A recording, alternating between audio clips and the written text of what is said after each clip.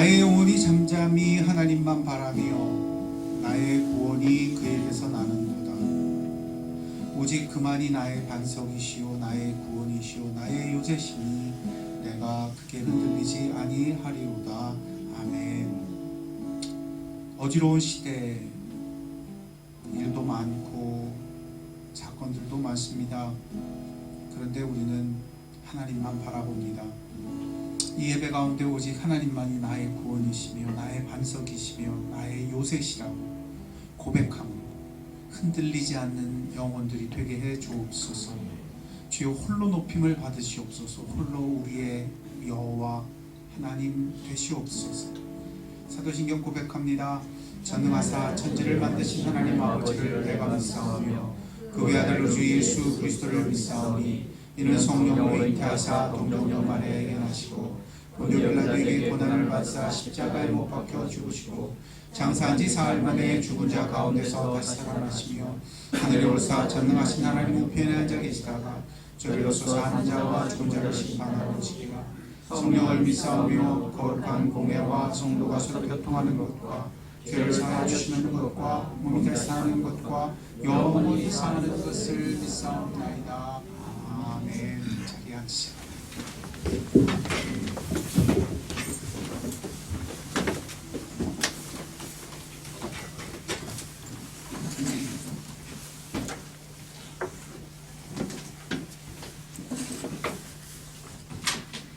요즘 어떻게 지내시는지요? 정말 기도하며 걸어가야 하는 때입니다.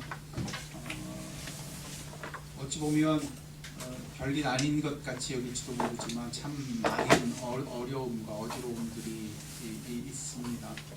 그 가운데 오늘 이 예배 속에 하나님 성찬의 은총을 주시기를 원합니다. 2월 첫 주 성찬식이 있는데 하나님 앞에 어떤 귀한 은혜를 간구합니다. 멀리 갔던 유리잠에 왔어요. 야 진짜 그 국경을 넘어서 그죠 왔어요. 언제 왔는지 참 그래도 우리 자매는 좀 안전한 곳에 있다 와서 다행이에요. 그죠? 하얼빈이에요. 그래서 자매가 그래도 다행이다 제가 그렇게 생각했어요. 우리 김경재 형제님 드디어 오셨어요. 몸이 아파서 경재 형제님 아플 줄은 생각 안 했어요. 저보다 건강해 보이고 늘 아파서 고생하셨어요. 건강한 모습 뵙게 해주셔서 하나님께 감사드립니다. 창희자매 또 아들이 허리 아파가지고 고생하고 있어요. 기도해 주시기 바랍니다. 순금자매한테 연락 왔어요. 목사님 저 몸살 걸렸어요. 못 와요. 다음 타자는 순금자매구나 또 이렇게 읽었어요. 위에서 꼭 기도해 주시기 바랍니다. 이미 광고 드렸던 것처럼 2월 마지막 주에는 우리가 미리미리 교회 성전을 위해서 헌금하는 시간을 가지려고 합니다. 물론 이제 기간이 많이 남아 있어요. 그래서 헌금을 좀 작정하면 어떨까 그렇게 생각합니다. 그래서 몇 번에 걸쳐서 미리미리, 그러니까 크게 하려고 하면 힘들어요. 하지만 미리미리 준비하면 우리가 준비할 수 있을 거예요. 하나님이 정말 우리에게 힘을 주시고 또 하셔서 우리가 이 일을 잘 준비할 수 있기를 바랍니다. 어떻게 할 건지는 우리 재정위원들과 제가 상의해서 또 이렇게 알려드리도록 하겠습니다. 오늘 하나님이 우리에게 주시는 말씀은 요한계시록 11장 19절부터 보시죠.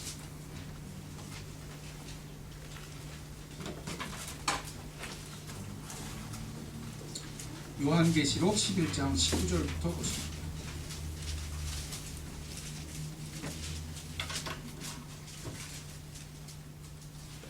오늘은요 말씀을 무지 많이 볼 거예요. 역대로 이렇게 성경을 본 적이 있을까 싶어요. 왜냐하면 오늘 본문은요 무려 12장부터 14장까지 몇 장이요? 12장부터 14장까지. 왜냐하면 이게 한 묶음이에요. 제가 나눠서 할까 생각했는데 한 묶음이기 때문에 한꺼번에 하는 게 좋을 것 같아요. 그래서 저하고 여러분들이 성경을 살피면서 무슨 말씀인지 잘 살펴볼 수 있기를 바랍니다. 함께 봅시다. 19절 시작. 이에 하늘에 있는 하나님의 성전이 열리니 성전 안에 하나님의 언약궤가 보이며 또 번개와 음성들과 우레와 지진과 큰 우박이 있더라. 12장 1절 봅니다. 계속 봅니다. 시작. 하늘에 큰 이적이 보이니 해를 못 입은 한 여자가 있는데 그 발 아래는 달이 있고 그 머리에는 12별의 관을 썼더라. 이 여자가 아이를 베어 해산하게 되어 아파서 애를 쓰며 부르짖더라. 하늘에 또 다른 이적이 보이니 보라, 한 큰 붉은 용이 있어 머리가 7이요 뿔이 10이라. 그 머리 여러 머리에 7 영관이 있는데. 거기까지 기도하겠습니다. 아버지 하나님, 오늘 우리가 이 말씀을 살피려고 합니다. 하나님께서 우리 가운데 은혜를 더해 주셔서 주의 말씀 가운데 말씀하시는 하나님을 뵙게 하시고 듣는 귀를 들어 하나님의 함께 하심을 누리게 되는 복된 시간이 되게 해 주옵소서. 오직 성령께서 우리의 마음과 생각을 주관하여 주시고 들을 귀 있게 하여 주옵소서. 감사하며 예수님의 이름으로 기도드렸습니다.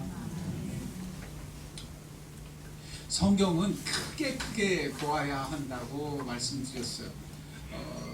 특히 이 요한계시록은 작은 것에 들어가서 살피면요 안 보여요. 이 숫자가 무엇일까? 이 형상이 무엇일까? 이 이상한 이야기가 무엇일까? 작은 곳에 들어가서 살피게 되면요 안 보여요. 왜냐하면 이 요한계시록은 특히 문자적으로 해석해서는 안 되는 성경이기 때문이다. 뭐로 해석하면 안 돼요? 문자적으로. 이제 나오게 될 용, 이것도 진짜 용이 갑자기 어느 날 하늘이 열리고 용이 내려오는 게 아니기 때문입니다. 여기 등장하는 여자도 마찬가지입니다. 여자가 갑자기 하늘에서 나타나는데 해를 등지고 달을 밟고 쫙 나타나서 종말이 오는 그 얘기가 아니에요. 그런 문자적인 얘기가 아닙니다. 이것은 제가 누누이 강조하듯이 계시록이 사용하는 계시 언어입니다. 묵시 언어예요. 그래서 그것이 가지는 의미가 상징적으로 있어요. 그래서 문자적으로 보면 절대 안 돼요. 오늘 또 나올 거예요. 666이라는 숫자도 등장할 거예요. 오늘 그 유명한. 그것도 문자적으로 보게 되면 안 보입니다. 길을 잃게 됩니다. 오늘 그러므로 크게 보기 위하여 무려 12장부터 몇 장까지? 10장까지 보는 거. 오늘 첫 번째로 봤던 19절은 뭐냐면 하늘이 열려요. 그리고 그 안에 살펴보니 하나님의 언약궤, 다시 말해 하나님의 임재가 있어요. 하나님이 보여요? 안 보여요? 하나님은 안 보이시죠?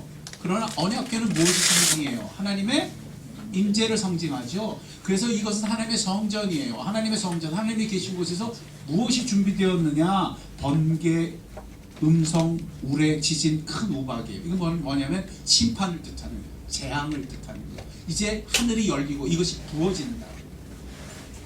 그래서 이제 심판의 메시지가 여기 주어지는데 이것이 지금 어떻게 됐냐면 첫 번째는 7 봉인이 해제됐었죠. 기억하죠? 그리고 7 나팔이 불었었죠. 그리고 이제 남은 게 뭐냐면 본문까지 올 때 7번째 나팔이 울려요. 첫 번째부터 6번째는 이미 지나갔고요. 7번째 나팔이 울립니다. 그 나팔 울리는 내용이 15절에 나와요. 함께 봅시다. 시작. 앞에 11장 15절 시작. 7째 천사가 나팔을 어떻게 하며? 불매. 하늘에서 그리고 우리가 보았던 19절이에요. 하늘에 있는 하나님의 성전이 열리니 번개와 음성들과 우레와 지진과 우박이 준비되고. 자, 그러면 7번째 나팔이 울렸어요. 그러면 이제 무엇이 기다리고 있냐 하면 마지막 심판이 기다리고 있어요. 앞서서 지나간 것은 다 지나간 심판이 이제 기다리고 있는 마지막 심판이에요. 이 마지막 심판은 정말 사단과 마귀를 하나님이 심판하시는 마지막 전쟁, 그 마지막 심판이 기다리고 있어. 그러면 일곱 번째 천사가 마지막으로 하는 게 뭐냐 하면 일곱 사발, 일곱 대접. 맞아요. 고마워요. 내가 이 방어를 일곱 대접을 가지고 쏟아부어요. 그러면 심판이, 마지막 심판이 행해져요. 그게 근데 몇 장에 나오는가 하면 15장에 가야 나와요. 일곱 번째 천사가 나팔을 불었으면 15장으로 가야 되는데 그 중간에 들어가 있는 게 12장부터 14장이에요. 그러니까 이건 특별히 중간에 집어넣은 거예요. 순서상으로 보면 일곱 번째 천사가 나팔을 불었으니까 일곱 대접이 준비되고 일곱 대접이 쏟아 부어져야 돼요. 15장으로 연결돼야 돼요. 근데 12장부터 14장이 들어가요. 그래서 학자들은 이것을 가리켜 무엇이라 얘기하는가 하면 이것을 가리켜 신학책처럼 요약해주고 있는 삽입이다 이렇게 표현해요. 지금 일어나고 있는 계시록의 모든 사건이 어떤 것인지를 중간에서 보여주는 거예요. 여러분 이것은 히브리 사람들이 사용하는 특별한 방식이기도 한데요. 우리 시대에는 가장 중요한 것을 편지를 쓰거나 논문을 쓰거나 에세이를 쓸 때 어디에다 둬요? 앞에다 둔 거나 맨 뒤에다 두죠. 그래서 앞에 두는 걸 연역법, 뒤에 두는 걸 귀납법 이렇게 표현한단 말이에요. 근데 히브리 사람들은 안 그래요. 그걸 어디다 두냐면 중간에 둬요. 중간에 둬요. 그래서 모든 구조를 살펴보면 대칭 구조를 가지고 있고 가장 중요한 내용을 중간에 둡니다. 마치 그와 같이 계시록에서도 이 12장과 14장이 중간에 위치해서 허리처럼 들어가 있어요. 그러면서 지금 일어나고 있는 일이 무엇인지를 요약하듯이 보여준다고요. 그래서 앞에 지나간 것과 뒤에 나타나는 것이 무슨 의미를 가지고 있는지를 보여주는 거예요. 이거야! 그래서 학자들은 이것을 요한계시록의 중심이다 이렇게 표시하기도 해요. 그래서 오늘 그것을 제가 나누어 살피지 않고 한꺼번에 살피려고 합니다. 여러분 이 내용이 바로 지금 계시록에 있어서 무슨 일이 일어나고 있는지를 보여주는 내용입니다. 자 그럼 지금부터 하나씩 풀어서 가봅시다. 따라오시기만 하면 돼요. 잘 보세요. 12장 1절에 처음에 하늘에서 큰 이적이 보이는데 한 여자가 나타나죠. 그 여자가 2절에 보면 아이를 베어 해산을 하게 됩니다. 이 여자는 누구입니까? 이 여자는 바로 이스라엘을 가리키는 거예요. 왜? 이스라엘에 누가 탄생해요? 예수님이 탄생하죠. 그래서 이것은 참 이스라엘을 가리키며 신약적으로 볼 때는 교회를 뜻하기도 합니다. 이게 이사야서 66장에 이미 예언되고 있는데요. 이사야서 66장 7절로 9절에 보면 이렇게 나옵니다. 시온은 진통하기 전에 해산하며 고통을 당하기 전에 남자아이를 낳았으니 이러한 일을 들을 자가 누구며 이러한 일을 본 자가 누구냐. 그러나 시온은 진통하는 즉시 그 아들을 낳는다 해서 메시아 예언을 하고 있어요. 이사야서에서 나오는 메시아 예언 속에서 누가 이 아이를 낳아요? 한 여인이 낳았죠. 다시 말해 이스라엘 민족의 그 아들 메시아가 오신다고요. 그래서 이것을 신약적으로 이야기하면 교회를 뜻하게 되는 거예요. 하나님의 백성을 뜻하게 되는 거예요. 이사야서 26절 17절은 그것을 또 이렇게 반복하여 보여줍니다. 여호와여 잉태한 여인이 산기가 임박하여 산고를 겪으며 부르짖음 같이 우리가 주 앞에 그와 같으니이다. 그때 2절에 보면 이 여자가 아이를 베어 해산하게 되매 아파서 애를 쓰며 무엇하더라? 부르짖더라. 그러면 그 다음에 뭐가 나타나느냐 하면 하늘에 3절입니다. 하늘에 또 다른 이적이 보이니 보라. 큰 붉은 뭐가 나타나요? 용이 나타납니다. 이 붉은 용은 무엇입니까? 이 붉은 용은 4절 같이 봅니다. 시작. 그 꼬리가 하늘의 별 3분의 1을 끌어다가 땅에 던지더라. 용이 해산하려 하는 여자 앞에서 그가 해산하면, 그녀가 해산하면 그 무엇을 삼키고자? 그렇죠. 이것이 메시아를 그죠 대적하는 용입니다. 이 용의 정체가 뭡니까? 9절에 나옵니다. 시작. 큰 용이 내쫓기니 옛뱀 곧 마귀라고도 하고 사탄이라고도 하며 온 천하를 꾀하는 자라. 그가 땅으로 내쫓기니 그의 사자들도 그와 함께 내쫓기리라. 그래서 예수님이 오셔서 사단이 하늘에서 떨어지죠. 그것이 내쫓기는 것을 말해주는 거예요. 예수의 권세가 큰 용을 이깁니다. 그 노래가 어디에 기록되냐면 10절부터 12절에 기록되어 있어요. 대표로 11절부터 봅니다. 시작. 우리의 형제들이 어린 양의 피와 자기들의 증언하는 말씀으로써 그를 이겼으니 그들은 죽기까지 자기의 생명을 아끼지 아니하였다. 12절. 그러므로 하늘과 그 가운데 거하는 자들이 즐거워하라. 그러나 땅과 바다는 화 있을진저 이는 마귀가 자기 때가 얼마 남지 않은 줄을 알므로 크게 분내어 너희에게 어떻게 했습니다? 내려갔습니다. 떨어졌습니다. 이것이 표현이 어디가 나와요? 13절 같이 봅니다. 시작. 용이 자기 땅으로 내쫓길 것을 보고 남자를 낳은 여자를 못한지라.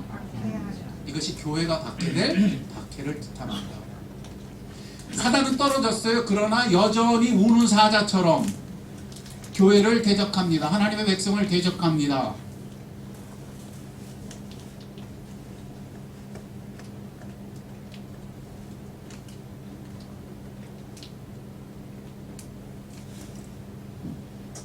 자 보세요. 그러면 어떤 일이 일어나느냐? 그때 이 큰 용이 여인을 대적하듯 하나님의 백성을 대적하며 싸움을 거는 장면을 더 자세하게 표현한 것이 그 다음 장입니다. 그 다음 장에 가면 뭐가 올라오느냐 하면 이 용의 편에 서게 되는, 용을 섬기게 되는 큰 두 짐승이 땅과 바다로부터 올라오게 됩니다. 첫 번째 올라오는 짐승이 바다예요. 바다에서 올라오는 짐승이 있는데 이 짐승이 무엇인가 하면 13장 1절에 나옵니다. 시작. 내가 보니 바다에서 한 짐승이 나오는데 뿔이 여리오 머리가 일곱, 그 뿔에는 10왕관이 있고 그 머리들에는 뭐라 하는 이름이? 이 용의 하수가 되어서 이 용과 함께 올라오는, 악행하는, 다시 말해 하나님의 백성을 대적하는 이 짐승은 무슨 짐승이냐면 신성모독의 짐승입니다.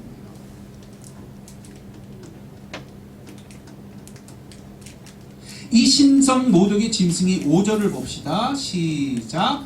또 짐승이 과장되고 무엇을? 신성모독을 말하는 입을 받고 또 얼마 동안? 42달 동안 일할 권세를 받으리라. 여기 동그라미 치세요. 몇 달 동안? 앞서서 두 증인이 역사하는 것, 다시 말해 교회가 증인됨을 사는 것에 있어서 얼마 동안 증언했죠? 42달. 그렇죠. 1260. 42달이 1260이랑 같은 거라 그랬죠. 그 날수만큼 또한 무엇이 우리를 대적하는 거예요? 그렇죠. 용의 하수인 짐승이 신성모독으로 대적하는 거예요. 자, 그러면 이번에는 두 번째 짐승이 올라옵니다. 11절 봅시다. 시작. 내가 보매 또 다른 짐승이 땅에서 올라오니 어린 양 같은 두 뿔이 있고 용처럼 말하더라. 앞서서는 바다에서 올라오고 이번에는 어디서 올라와요? 땅에서 올라와요. 하늘이 아닌 아래로, 땅으로 내쫓은 거예요. 근데 거기서 올라오는 거예요. 그러면서 세력을 부리는 거예요. 그러면 무엇을 하는가? 14절부터 봅니다. 시작. 짐승 앞에 받은 바 이적을 행함으로 땅에 거하는 자들을 미혹하게 하여 땅에 거하는 자들에게 이르기를 칼에 상하였다가 살아난 짐승을 위하여 뭘 만들어라? 앞이 신성모독이었으면 이 두 번째 짐승은 뭐하고 연관되어 있어요? 우상입니다. 우상 숭배하고.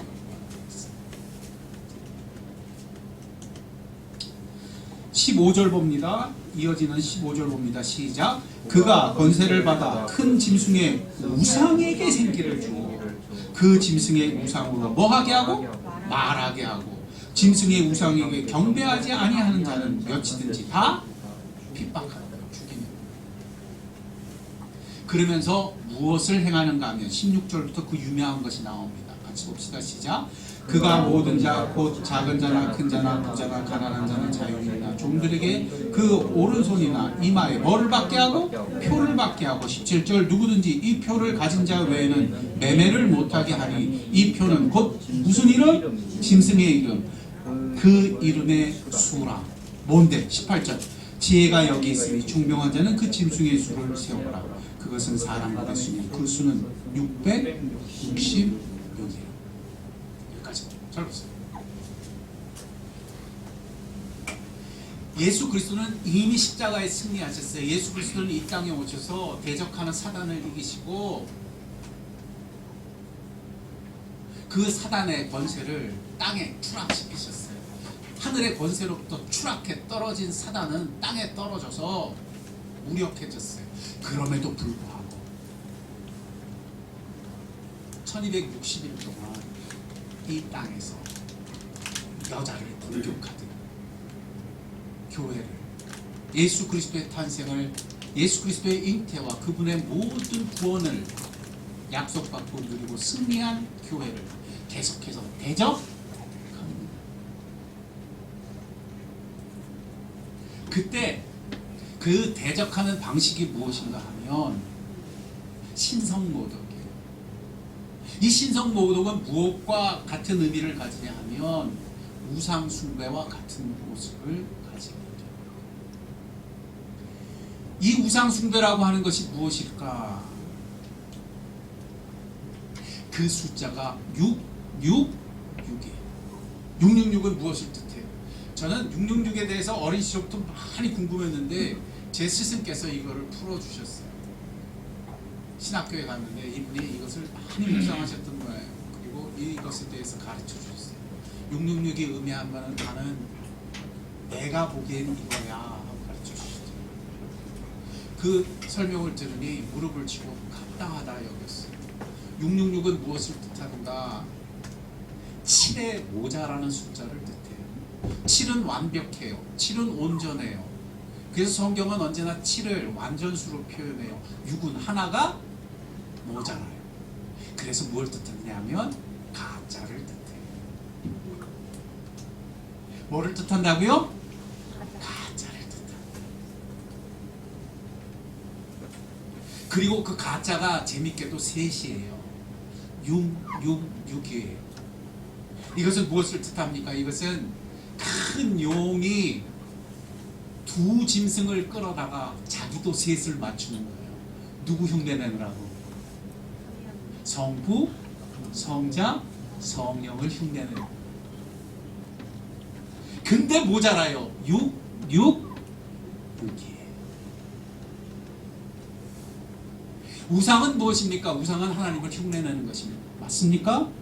우상은 어디 누구의 자리에 들어와서 가짜가 진짜처럼 구는 겁니까? 하나님 자리에 앉아서 가짜가 진짜처럼 구는 겁니다. 그래서 하나님이 십계명 첫머리부터 하나님의 뭐를 만들지 말라? 형상을 만들지 말라고 해요. 그것이 우상이기 때문에, 그것이 가짜이기 때문에. 그래서 하나님을 대적하는 것은 유별난 어떤 것일 수도 있지만 가장 하나님처럼 흉내내는 것입니다. 그리스도인의 싸움은, 세상과의 싸움은 그저 어떤 힘센 것이나 그저 어떤 능력 있는 것과의 싸움이 아닙니다. 기억하셔야 합니다. 성경이 이것을 요약하듯이, 계시록에서 요약하듯이 보여줍니다. 우리의 싸움은 가짜하고의 싸움이에요. 뭐하고 싸우면? 가짜하고 싸움.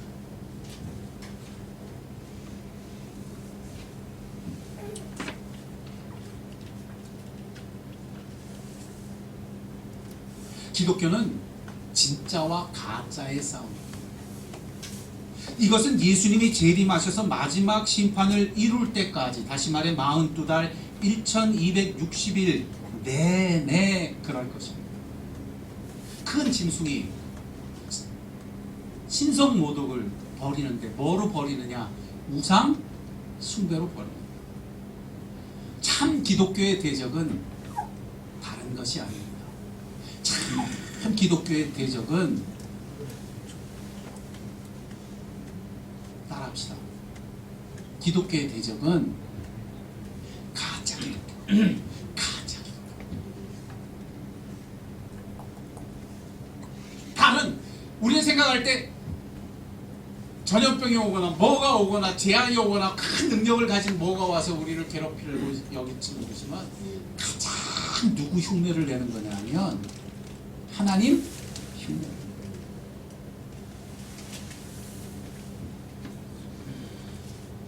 이것으로 하나하나 짚어서 이 싸움이 무슨 싸움인지 보아야 합니다. 참된 예배를 가로막는 가장 치명적인 대적은 예배를 단지 못 드리게 하는 게 아닙니다. 참된 예배의 가장 큰 대적은 가짜 예배입니다. 기억하셔야 합니다. 참된 믿음 생활을 가장 가로막는 것은 믿음 생활을 단지 못하게 하는 정도가 아닙니다. 믿음 생활의 가장 무서운 대적은 가짜 믿음입니다. 우리의 싸움은 가짜와의 싸움입니다.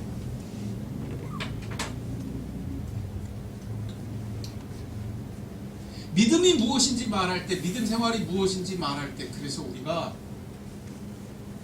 눈을 떠야 하고 우리가 제대로 알아야 하는 것은 이 믿음의 가짜 된 것입니다.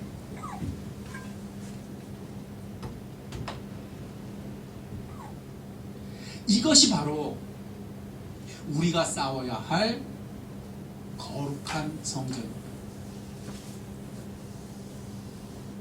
제가 신학교를 졸업할 때 오랜 목회를 하신 목사님이, 이분은 그러니까 학자인데 목사 생활을 오래 하셨어요. 목회를 하신 거예요. 수십 년 목회를 하시다가 신학교에 오셔서 저에게 목회학을 가르치셨어요. 그 목회학을 하면서 설교학도 가르쳐주고 목회학도 가르쳐주고 여러 가지를 가르쳐주셨는데, 그 과목을 그분께 배웠는데, 그분이 졸업할 때 목회자가 될 학생들만 따로 불러서 마지막 충고를 해주십니다. 그가 마지막 충고를 하시면서 남겨주신 말은 아직도 귀에 생생하여 들려옵니다. 이렇게 말씀하시더라고요. 너희가 목회할 때 가장 무서운 적이 교회 밖에서 나올 거라고 생각하지 마, 그러시더라고요. 가장 치명적인 적은 교회 안에서 나타날 거예요. 왜입니까? 가짜이기 때문에. 가장 가짜가 진짜처럼 굴면서 진짜를 받게 할 것이기 때문에.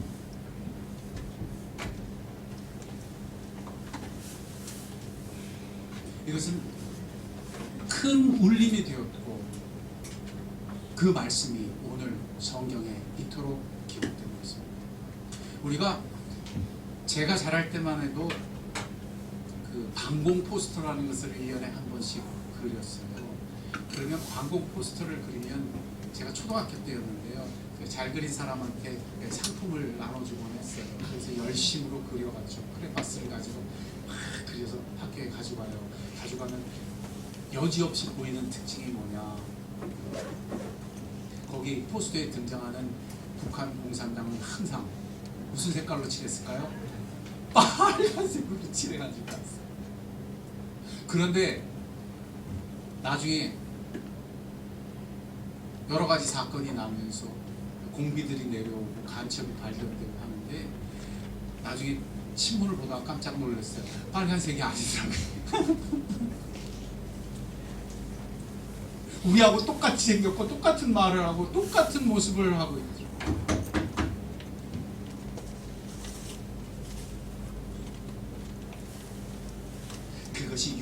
666이 뜻하는 뜻입니다.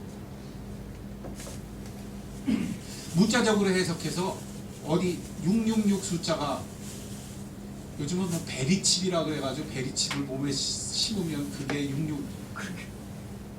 그렇게 가지 말고. 그게 무서운 게 아니라 진짜 무서운 건 진짜를 흉내내는 무슨 기독교?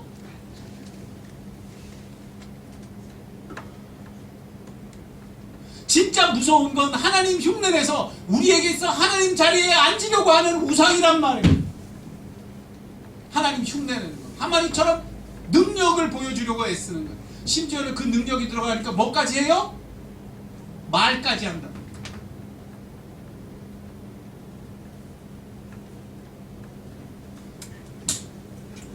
그러니까 이제 여러분이 이 얘기를 듣는 순간 또 목사님이 또 그래서 어디 가서 그러지 마요. 목사님이 그랬어. 우리의 적은 교회 밖에 있는 게 아니라 교회 안에 있대. 그래서 만날 때마다 서로 보면서 의미심장한 눈을 새 뜨고 보면서 혹시 그러지 마요. 절대 그러지 마요. 그 뜻은 무엇입니까? 그래서 성경이 규정한. 그래서 오늘 이거 우리가 한꺼번에 봐야 됩니다. 이 싸움은 진짜와 가짜의 싸움이에요. 그럼 가짜를 어떻게 싸워요? 이것이 굉장히 중요해요. 그래서 14장까지 봐야 돼요. 14장은 그 싸움을 이렇게 합니다. 절 보세요.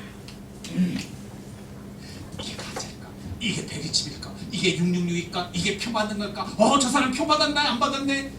타투를 보면서 표 받았네? 안 받았네? 어떤 장로님이 차를 타고 가는데 내가 보다가 막 웃었어요. 장로님 차의 차 넘버가 0666이야. 그 장로님은 웃으면서 그 차를 타고 다녀. 차 넘버가 뭐라고요? 0666이야. 제가 아는 혹시 이러지 말고 뭐로 싸워야 돼요? 잘 들으세요. 용은 우리를 대적할 때 가짜로 대적합니다. 그러면 우리는 진짜로 대적해야 합니다. 믿으시기 바랍니다. 굉장히 중요한 지혜입니다. 가짜를 이기는 것은 진짜입니다. 기억하시기 바랍니다.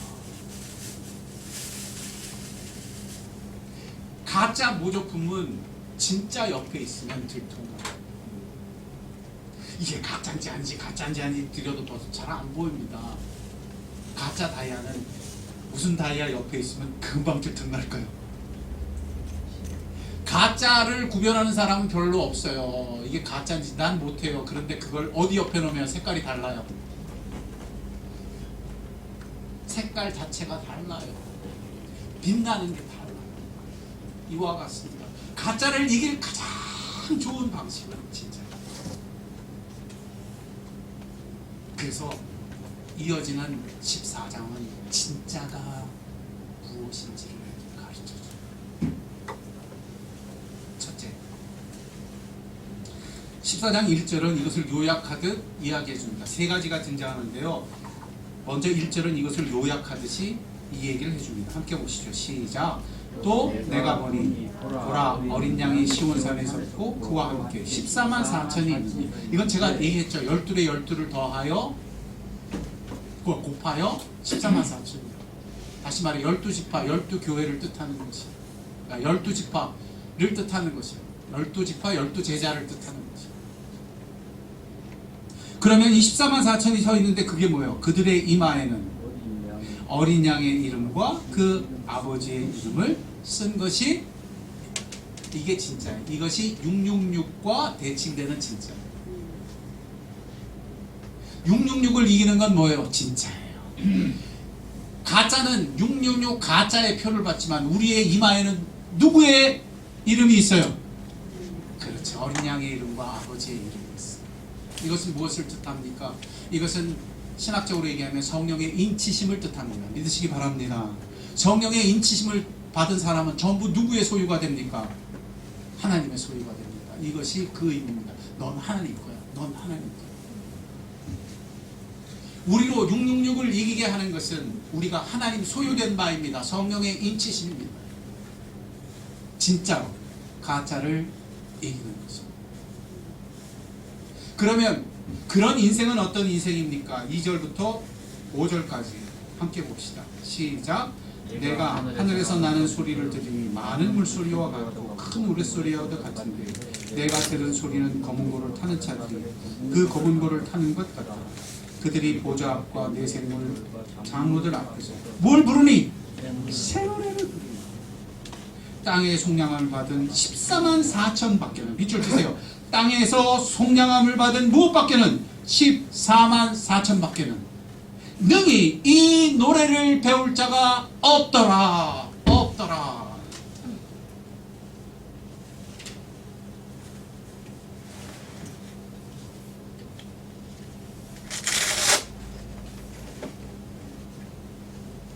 어떻게 이 악한 시대를 삽니까? 오직 14만 4천 하나님의 백성만이 배울 수 있는 노래를 배우는 자로 살아내야 합니다. 세상은 부를 수 없는 노래를 부르는 자로 살아야 합니다. 우리의 찬송이 이와 같이 진짜 찬송이 되기까지, 이처럼 우리만이 부를 수 있는 진품의 찬송이 내 영혼에 울리기까지 온전한 예배를 드리는 예배자들이 되시길 주의 이름으로 축원드립니다. 축원드립니다. 어떻게 삽니까? 참되게 하나님이 나의 아버지이심과 그리스도가 나의 주인이심을 고백하는 그 온전한 찬송. 세상은 절대 부르지 못할 찬송. 세상은 우상을 섬기고 높은 다른 것을 노래하며 다른 것을 찬양하며 다른 것을 높이며 살기에 절대 배울 수 없는 이 찬송이 우리의 입술을 통하여 14만 4천의 새 노래가 되어 하나님께 영광을 드리는 찬송이 되기를 주의 이름으로 축원드립니다. 목사님, 내 인생 어떻게 살아야 돼요? 이렇게 살면 됩니다. 이것이 진품의 인생입니다. 이것이 666을 이길 것입니다. 이것이 큰 용을 이기고 이것이 두 짐승을 이기는 인생이 될 것입니다. 일주일에 여러분의 예배를 가벼이 여기지 마세요. 이곳에 와서 드리는 이 예배의 자리가 여러분을 살게 하려 하시는 하나님의 방식입니다. 여러분의 삶 가운데 어려움이 있고 여러분의 삶 가운데 무엇이 대적하는 것 같습니까? 그때 마음에 손을 얹고 내가 주의 것입니까? 주의 것입니다. 내가 주님을 예배합니다. 저는 가장 힘들 때 뭐를 하느냐, 기타를 잘 못 치는 기타죠. 그리고 찬양을 합니다. 찬송을 합니다. 이것이 제가 가장 어려운 시절을 지나온 방식입니다. 이것이 저에게 적극적인 기도입니다. 그저 기도하는 정도가 아니라 기타를 잡고 찬송을 부르며 주님을 예배합니다. 이 적극적인 방식이 무엇인지를 이 진짜만이 가짜를 이기기 때문입니다. 이것이 나를 구속하시고 그 피값으로 사신 하나님, 나를 나되게 하시는 방식이기 때문입니다. 진짜로 가짜를 이기는 여러분이 되시기를 주의 이름으로 축원드립니다. 이것이 666표를 받지 않고 그 이름이 예수 그리스도의 이름과 하늘 아버지의 이름이 그 이마에 있는 인치심을 받은 우리들의 모습입니다. 두 번째가 나옵니다. 두 번째는 무엇입니까? 6절부터 나옵니다. 6절 같이 봅시다. 시작. 또 보니 다른 천사가 공중에 날아가는데 땅에 거주하는 자들 곧 모든 민족과 족속과 방언과 백성에게 전할 무엇을 가졌더라? 밑줄 치세요. 영원한 복. 이걸로 사는 겁니다. 기억하세요. 그리스도인은 복음의 말씀으로 삽니다.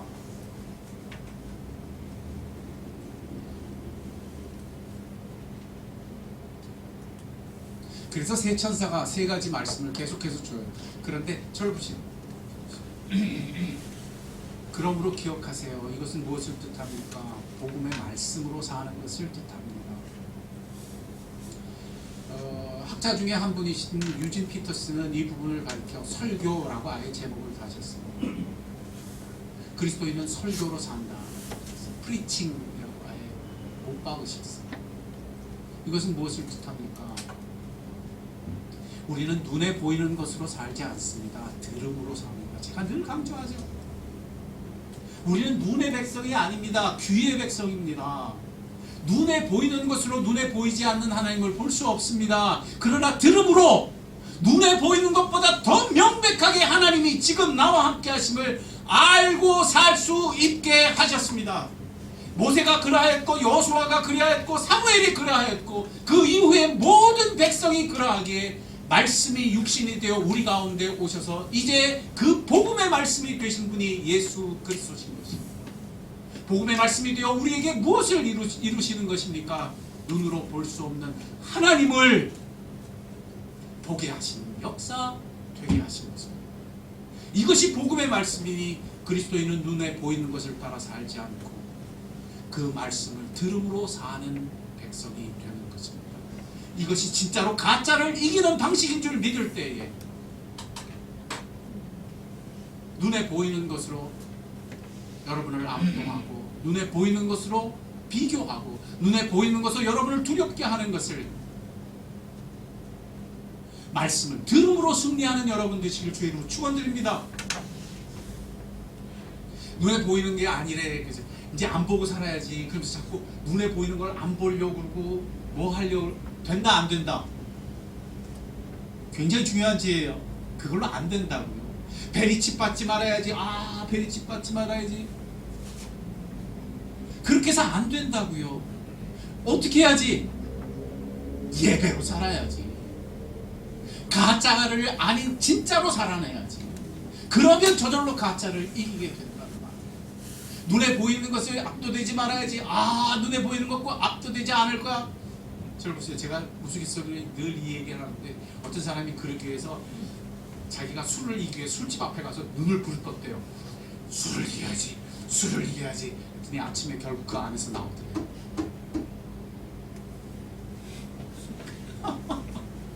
술한테 잡힌 거 킨 거예요. 안 된다. 맛있는 걸 손에 잡고 먹지 말아야지. 먹지 말아야지.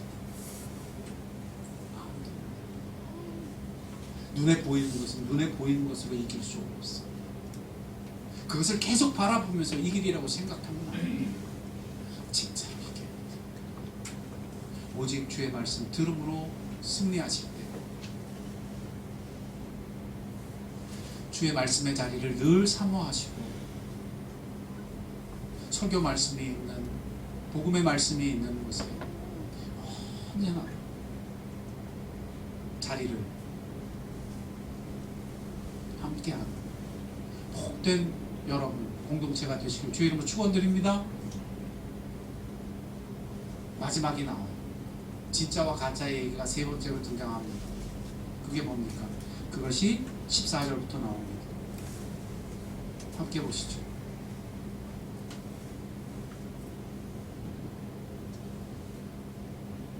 시작. 또 내가 보니 흰 구름이 있고 구름 위에 인자와 같은 이가 앉으셨는데 그 머리에는 금열 요관이 있고 그 손에는 뭘 가졌어요? 예리한 낯을 가졌더라.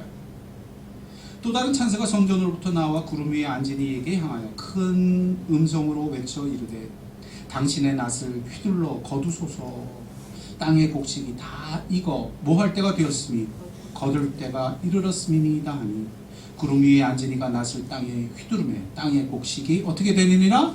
거두어지느니라. 이것은 알곡 같은 하나님의 백성들을 하나님이 거두시는 것을 말해요. 알곡 추수를 말해요. 추수 때에 알곡을 추수하시는 걸 말해요. 여러분이 바로 그 알곡인 줄 믿으시기 바랍니다. 근데 이야기는 여기서 끝나지 않아요. 그 다음 이야기가 또 나와요. 그때 그렇게 추수되지 않은 알곡이 아닌 것은 어떻게 되느냐? 17절부터 나옵니다. 또 다른 천사가 하늘에 있는 성전에서 나오는데 역시 또한 뭘 가지고 있어요? 예리한 낫을 가지고 있어요. 왜요? 불을 다스리는 다른 천사가 제단으로부터 나와 예리한 낫을 가진 자를 향하여 큰 음성으로 불러 이르되 너의 예리한 낫을 휘둘러 땅에 포도송이를 거두라. 그 포도가 익었느니라 하더라. 왜 거둘까요? 19절부터 나와요. 천사가 낫을 땅에 휘둘러 땅에 포도를 거두 하나님의 진노에 큰 어디에 던져요? 포도주 틀에 던져. 심판입니다. 그러면 20절 성 밖에서 그들이 그 틀에 어떻게 되니? 밟히니 틀에서 피가 나서 말 굴레까지 닿았고 1600 스타디온 넓은 넓이로 퍼졌더라. 이렇게 되어 있어요. 자, 이제 마지막 말씀을 전합니다. 저를 보세요. 들으세요. 마지막 날 반드시 구별된다는 말씀입니다. 그러므로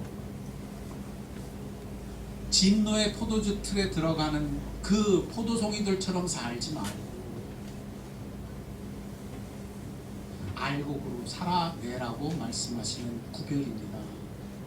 알곡으로 추수될 자와 포도주 틀에 들어가 진노의 포도주 틀에 밟히는 인생으로 끝날 인생이 갈라지리니 이처럼 다르리니 너희는 구별된 삶을 살라 말씀하시니 이 땅에서부터 구별된 자로 사시는 여러분이 되시길 주의 이름으로 축원드립니다. 이 세 가지가 진짜로 사는 방식입니다.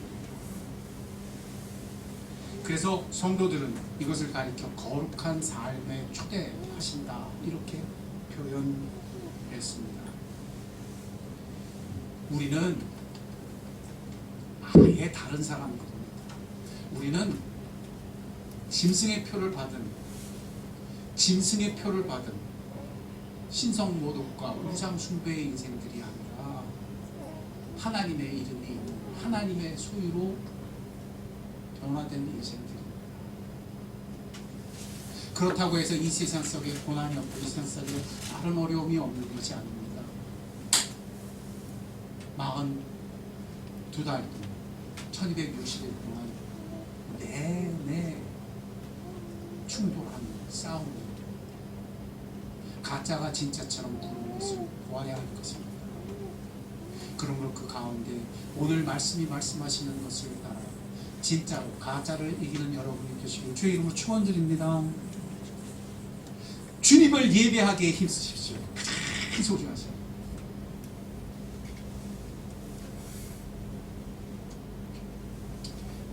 실제로 제 예를 들어서 여러분에게 말씀드립니다. 잘 보세요. 인생이 마지막 길 그 블라인드 앨리라고 그러죠. 이렇게 그 골목에 들어갔는데 골목이 어떻게 막힌 골목 있잖아요. 삶이 그럴 때가 되게 많더라고요. 앞도 나가고 싶어도 나가지 못하고 좌우로도 샛길도 보이지 않는 것처럼 막힌 골목 같은 순간들 인생의 곳곳에 있습니다. 그럼 어떻게 하느냐? 세상 사람들은 그것을 터넘기 위한 힘이나 그것을 구조해 줄 수 있는 다른 구원군이나 그것을 허물어뜨릴 수 있는 힘을 얻기 위하여 몸부림치고 수단을 강구하고 방법을 찾습니다. 저는 인생의 그런 단계가 올 때마다 진짜를 선택합니다. 무엇입니까? 우리 요즘 찬송 많이 하죠? 그때가 누구의 때? 하나님의 때. 여호와?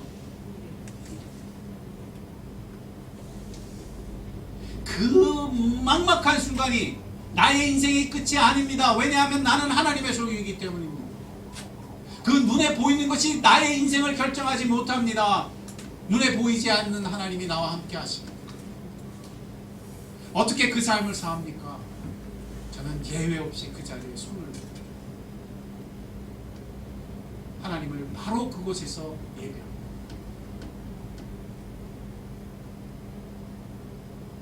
어려울 때마다 제가 뭐를 든다 그랬어요?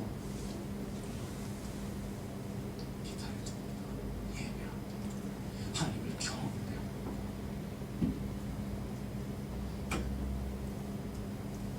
진짜로 가짜를 이기는 여러분이 되시길 주님으로 축원드립니다. 그러면 하나님이 함께 하셔서 여러분을 지키십니다. 하나님이 함께 하셔서 여러분과 함께 승리하세요. 하나님이 여러분의 영혼을 붙들어 주십니다. 이와 같이 진짜로 가짜를 이기는 복된 여러분이 되시길 주의 이름으로 축원드립니다. 우리의 싸움은 진짜와 가짜의 싸움. 기도하겠습니다.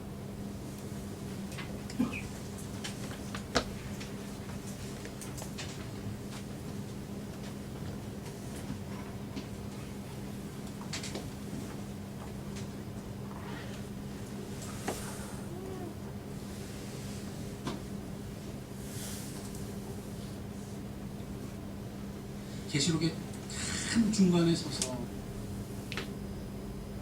우리의 싸움이 어떤 싸움인지, 지금 성경이 보여주고 있는 이 놀라운 기록들이 무엇을 말하는지 그것을 요약하듯 풀어서 우리에게 보여준 이것. 우리의 싸움은 혈과 육에 관한 싸움이 아니오 하늘의 권세와 그 정사들, 그 악한 자들과 싸움이요. 성경은 말씀합니다. 그곳에서 우리는 끝없이 눈에 보이는 것들로 위협당할 것입니다. 그곳에서 우리는 끝없이 하나님처럼 구는 몹시 괜찮아 보이는 것들을 만나게 될 것입니다. 이것이 오늘 성경이 우리에게 들려주시는 분명한 말씀입니다. 거기서 너희는 그런 기준으로 살면 안 돼. 그런 기준으로 휩쓸리면 안 돼. 너희는 오직 진짜로만 가짜를 이길 수 있을 거야.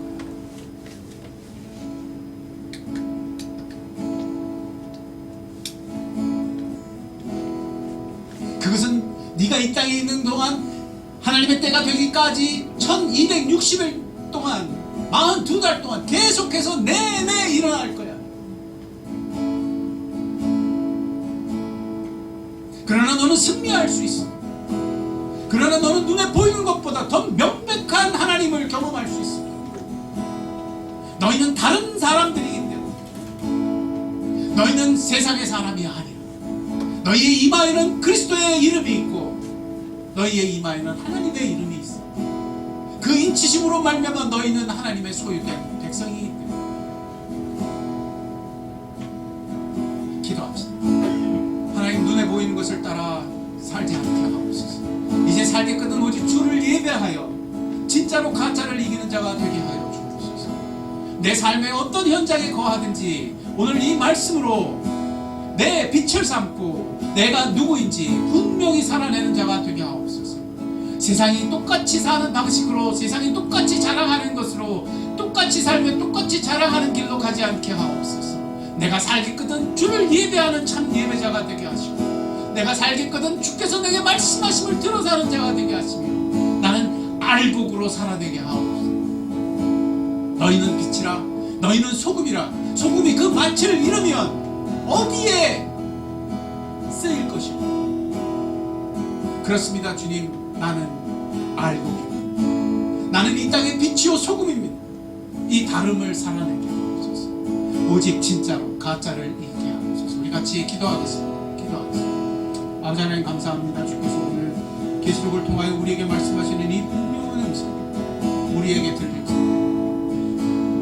이제 살기 끝은 눈에 보이는 것을 따라 사는 자가 아니고 세상 사람들이 좋아라 하는 것을 따르는 자가 아니고 오직 진짜로서 가짜를 이기는 자의 삶을 살게 하시고 오직 하나님의 소유된 백성, 빛과 소금, 알곡같은 삶 사는 자들이 되게 하여 주옵소서.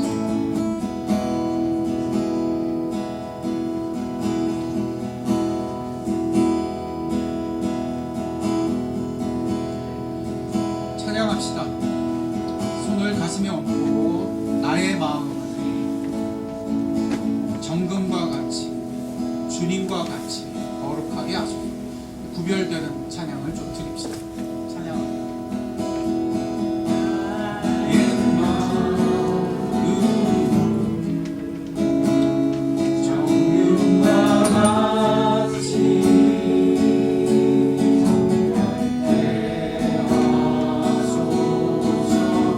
나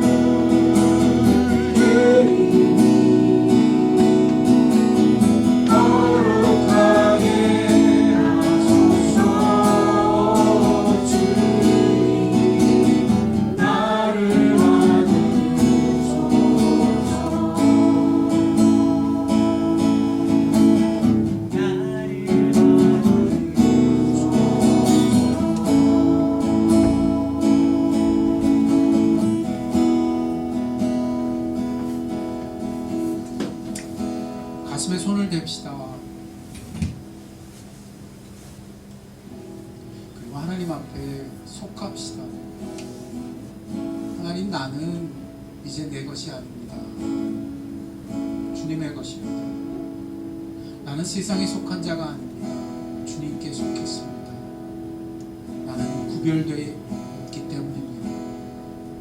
눈에 보이는 것으로 계산하고, 눈에 보이는 것으로 경쟁하고, 눈에 보이는 것으로 비교하여 행복하고 안 행복하고, 성공하고 실패하고를 결정하는 세상이 아니라, 이제 내가 나를 보겠거든 예수 이름으로 보게 하옵소서. 하나님의 소유로 보게 하옵소서. 나는 마음으로부터 주님의 것이 되게 해 주옵소서. 이 진짜만이 나를 살게 할 것입니다. 거기에 나의 예배가 있게 하시고, 거기에 나의 말씀 생활이 있게 하시고, 거기에 나의 구별된 삶이 있게 해 주옵소서. 나의 마음 주님의 것으로, 나를 주님의 것으로 더욱더 삼아 주시옵소서. 정결케 하시옵소서. 구별하시옵소서. 나의 마음을 주님께 드립니다. 같이 기도하겠습니다. 모든 기회를 든다, 모든 상황을 든다 기도하고, 주님, 나는 오직 이와 같이 주의 것이 되게 하여 주옵소서. 주님의 소유가 되기를 원합니다.